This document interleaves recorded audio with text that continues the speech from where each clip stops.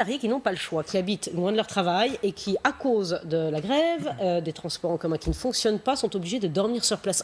Vous êtes allé les rencontrer, comment les entreprises s'organisent-elles ? Alors on est allé à la rencontre avec Marine Truchot de Sophie, sur son lieu de travail pour le coup. Elle est esthéticienne en plein cœur de Paris, dans le 7e arrondissement. De son domicile à son lieu de travail, c'est 1h40 de marche.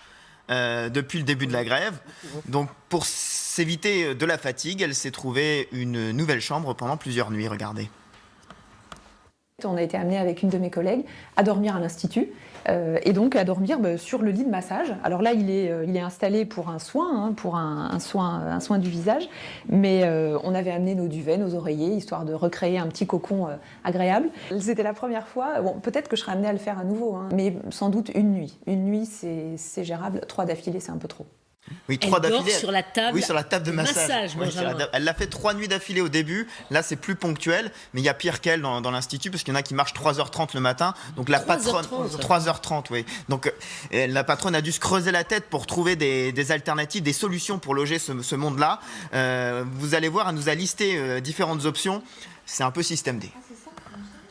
Payer l'hôtel, payer les transports, dormir sur place. Et demander à nos clientes des solutions d'accueil. Sinon, j'avais une autre solution, c'est que je fermais tout pendant un mois, je mettais tout le monde en vacances, et du coup, l'entreprise se serait écroulée.